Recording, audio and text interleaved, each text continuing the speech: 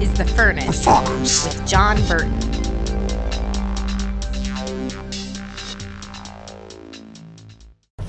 Hey, here's a good question for you guys. I actually get asked this every now and then.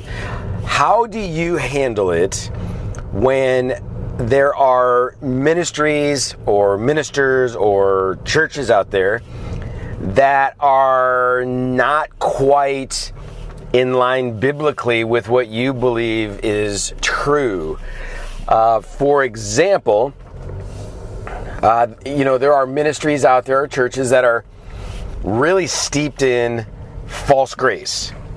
So what do you believe your responsibility is in protecting people from a church like that? Now, this gets really, kind of muddy, kind of tough, because I'm a big believer in being honoring and not being presumptuous. I believe that we need to admit that our own opinion, our own viewpoint is fallible. We need to be humble enough to admit that. I think we need to be wise enough to determine whether someone else's ministry is, simply a little different. Maybe they're interpreting things a little bit differently on a minor or a low level. Or is it something that truly is dangerous?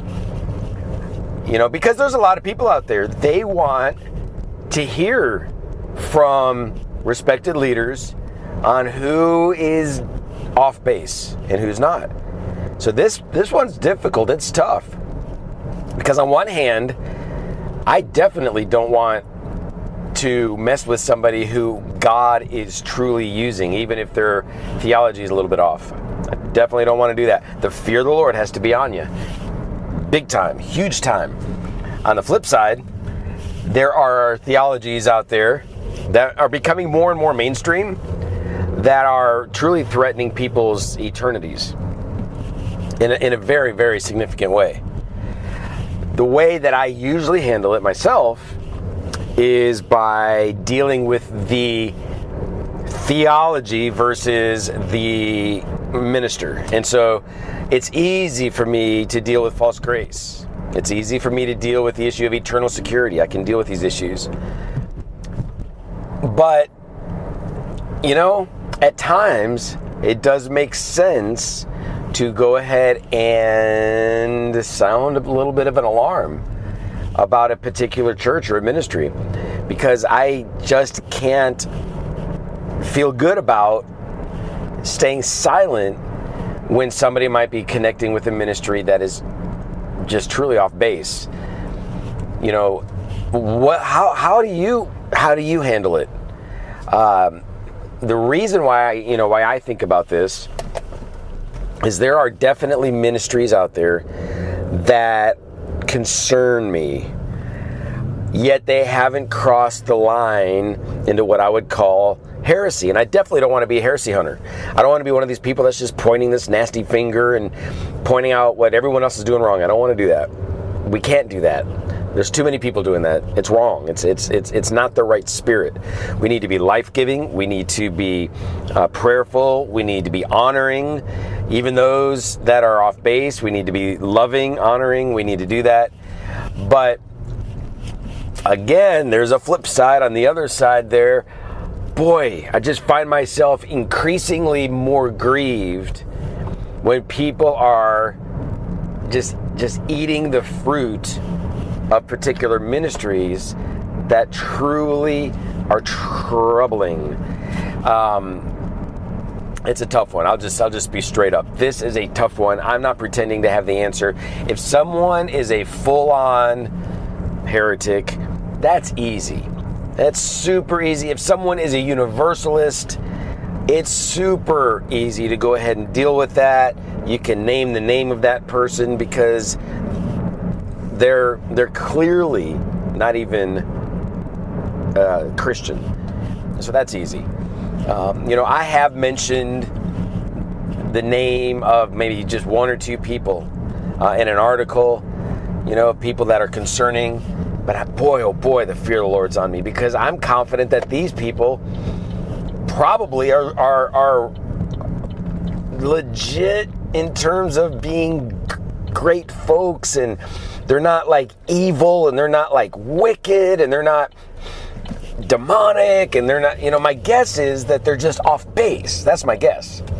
I mean, think about it this way. Mormons are really off base. But there's some wonderful Mormon people out there. They're not intentionally deceptive. They're just deceived. There's a difference.